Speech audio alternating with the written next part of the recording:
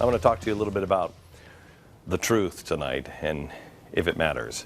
And I want to start with a story that is getting very little play in the mainstream media. In fact, this is the way it's reported by the Associated Press, and I just want to give it to you.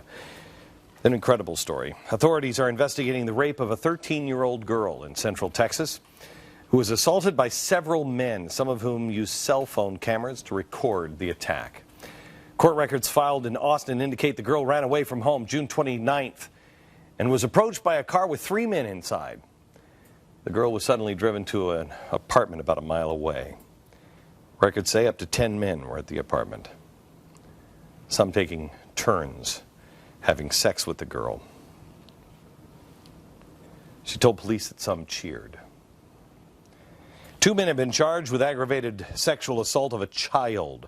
24-year-old Juan Lozano Ortega and 26-year-old Edgar Guzman Perez in custody Thursday, each on $30,000 bond after being arrested a day earlier. That's the end of the story. That's all they thought. That's the best they could do. No other details that they felt were important enough to share, because they've got other things to do, I guess. But there's a little bit more to this story. If you take the Associated Press story and throw it out, there's more. More that you probably should know. First of all, she was a runaway. She ran away from her parents? No. She was living in a place called the Settlement Home for Children. The Settlement Home is a place for, it's a placing agency for foster children. So this isn't some spoiled brat teenager mad because I didn't get an iPhone, Mom, for my birthday. This is a child who has been rejected her entire life. At 13, she probably understands she's most likely going to age out of the foster care system, in and out of homes, in and out, in and out. So she runs away from the settlement home. She hitches a ride with 3 men she didn't know. First mistake. They take her to this nearby apartment complex. The young girl is escorted into an apartment, only to find 10 other males inside waiting for her. The next few hours have to be described as hell on earth. 13 grown men up against one frightened 13-year-old girl. Taking turns, one after another, after another, after another. Demented animals. And they reveled.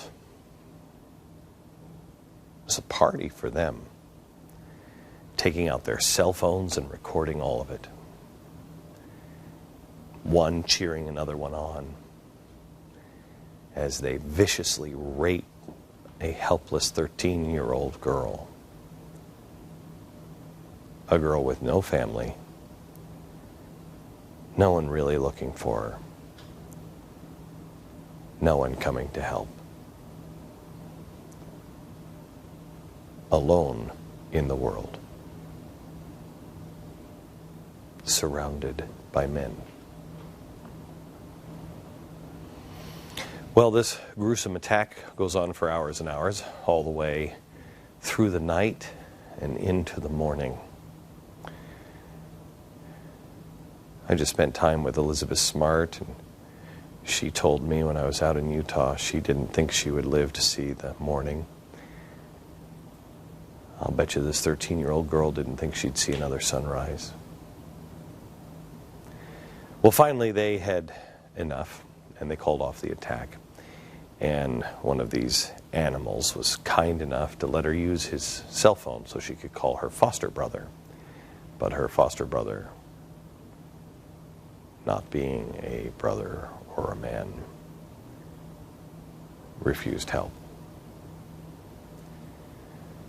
So, surprisingly, they had the compassion to drive her to a nearby neighborhood. They kicked her out of the car. They told her, you got to go find someplace else. Go find someplace else to go. She did find someplace else to go. She actually met a woman who brought her to another apartment complex where this man was waiting for her. Unbelievably, this 13-year-old girl was sexually assaulted yet again in the same 24 hours, asking someone for help.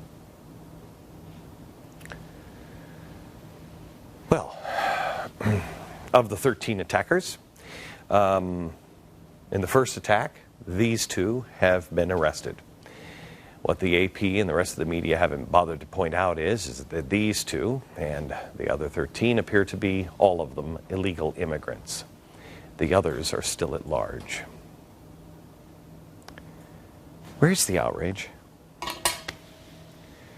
Where's Al Sharpton?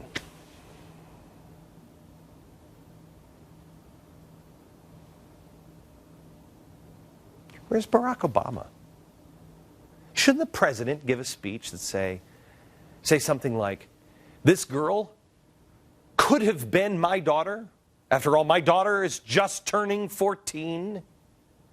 Boy, he could give that speech, couldn't he?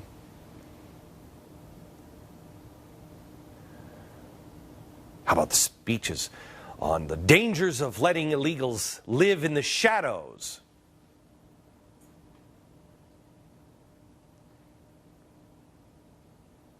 How about the speeches of let's just be good to each other? Where are the marches? No justice, no peace. It's not going to happen. Because, see, nobody really actually cares about people anymore. It's really only about politics. It's not about Trayvon Martin. They had to make him look like a little 13-year-old boy when he wasn't. Why? Because it would help them get elected or re-elected or get them to cause trouble or get them to give more power. But you see, this little 13-year-old girl, you don't have to doctor a picture of her to make her look 13. She is 13.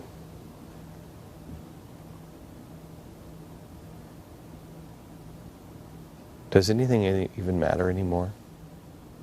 Does the truth matter? Is there such a thing as right and wrong? I don't even recognize us anymore.